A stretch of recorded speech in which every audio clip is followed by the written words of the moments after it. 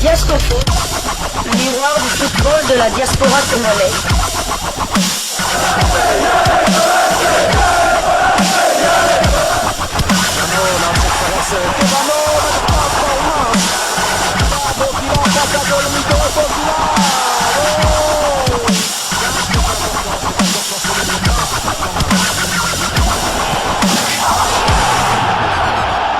Diasco Foot, le miroir du football de la diaspora congolaise. Vous êtes sur Diasco Foot, le miroir du football de la diaspora congolaise. Diasco Foot vous dit bonjour, tout le plaisir est pour nous de vous retrouver, mais surtout de savoir que vous êtes nombreux en train de suivre votre chaîne YouTube dédiée uniquement aux footballeurs de la diaspora congolaise. C'est l'heure de partager avec vous quelques news que nous avons pu récolter pour vous, des news concernant certains de nos internationaux ou des binationaux qui se sont illustrés dans leurs clubs respectifs, et cela dans le cadre de cette troisième livraison sportive de ce mercredi 21 août 2024, une livraison qui nous conduit du côté de la France.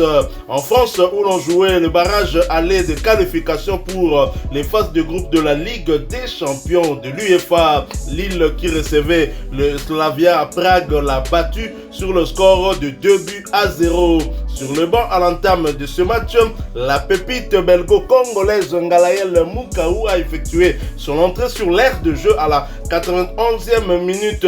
Son temps de jeu est porté à 118 minutes sur les 408 minutes possibles. Il a participé à 3 des 4 matchs avec Lille.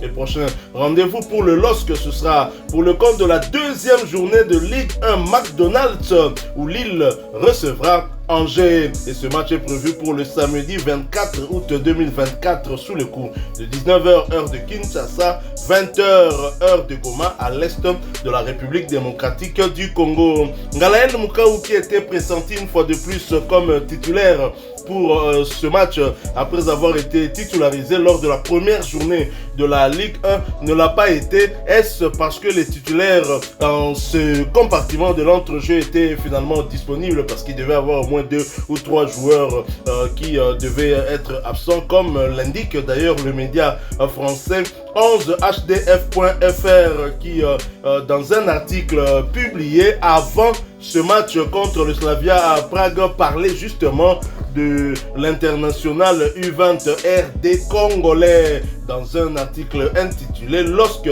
Ngalaël Mukaou, des débuts vraiment intéressants pour un joueur destiné à prendre de l'importance.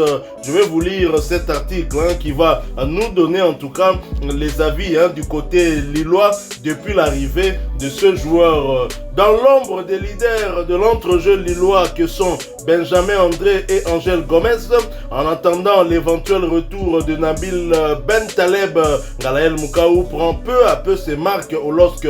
Le joueur, mais surtout sa personnalité, font pour l'instant l'unanimité. Ngalaël Mukaou, le méconnu, se fait un nom. Angel Gomez en phase de reprise douce après son grave choc à Reims, et Nabil Bentaleb toujours en convalescence après ses problèmes cardiaques, celui qui devrait prendre place dans l'entrejeu aux côtés du capitaine Benjamin André et tout trouvé. Ngalaël Mukaou, arrivé avec l'étiquette d'un jeune talent méconnu en France, les premiers pas du milieu de 19 ans se sont avérés prometteurs au point de s'imposer comme une évidence au milieu derrière ses 3 coéquipiers bien plus expérimenté. Il est très jeune et a beaucoup de talent, congratule Lucas Chevalier, de 3 ans son aîné. Ce n'est pas évident d'arriver, de rentrer dans des matchs à enjeu comme Fenerbahçe, débuter à Reims dans un premier match de championnat. Je pense qu'il a répondu présent et qu'il ne va faire que monter en puissance. Comme le gardien lillois, Bruno Genesio ne connaissait pas le joueur avant de prendre ses fonctions. C'est la cellule de recrutement avec Jérémy Colson, coordinateur de la cellule de recrutement de l'équipe première, qui m'ont parlé de ce joueur lorsque je suis arrivé. À vous l'entraîneur du LOSC, j'ai observé les rapports faits par la cellule.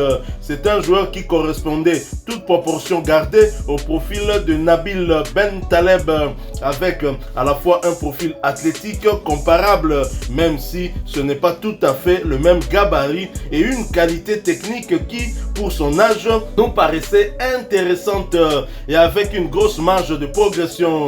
C'est ce qui nous a conduit à la recruter, même si évidemment il n'a pas l'expérience de Nabil.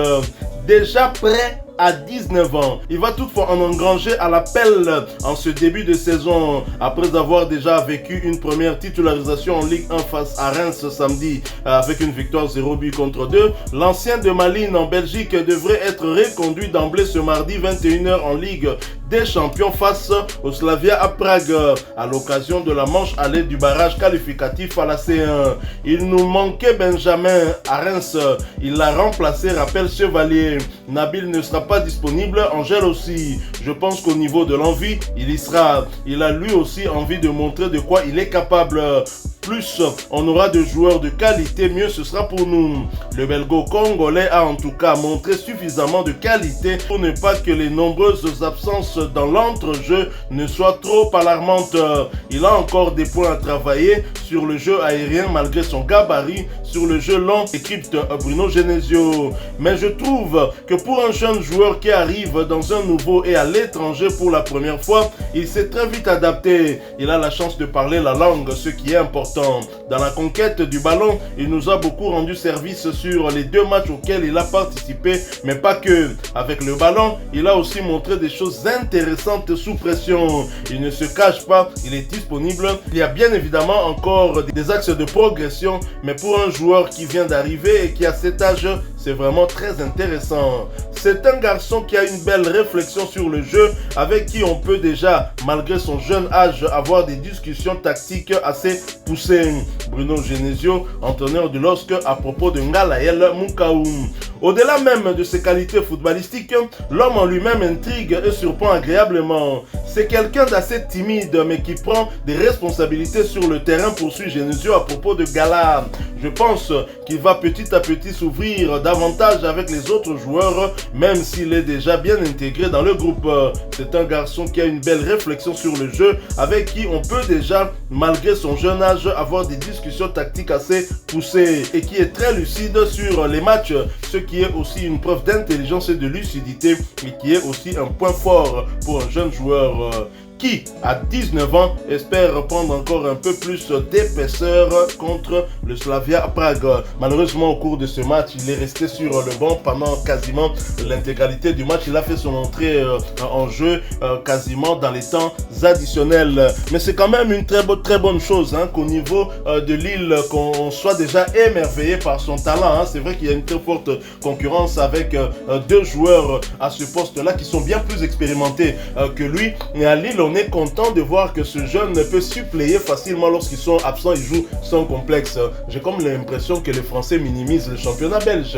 Malines n'est pas une petite équipe non plus. Certes, le championnat belge, c'est vrai, on doit le reconnaître, n'a pas le même niveau que la Ligue 1 française. Est-ce que les Français seraient contents si on disait la même chose du côté de l'Allemagne ou de l'Espagne pour un joueur venant de France? Tout à fait, d'autant plus que Lille fait souvent ses emplettes du côté de la Belgique. On se souvient de Victor Osimhen qui a fait, après une année à Charleroi, est passé du côté de Lille. Il a fait une année et puis il s'est retrouvé du côté de Naples en Italie. Il y a le buteur Jonathan David qui était d'ailleurs meilleur buteur avant de devenir meilleur buteur ex-aequo de la Jupiler Pro League avec Dieu merci Mbokani, qui fait des merveilles aussi du côté de Lille. C'est l'attaquant de pointe. Il est chaque année il est parmi les 3 meilleurs buteurs du championnat. Et là Ngaël il est bien parti aussi pour faire comme ses aînés qui viennent aussi de Belgique. Donc on croise les doigts. En tout cas, moi, je suis aussi agréablement surpris par Ngalael. C'est vrai que j'avais déjà suivi quelques mois lorsqu'il était à Malines, mais faire ce qu'il est en train de faire du côté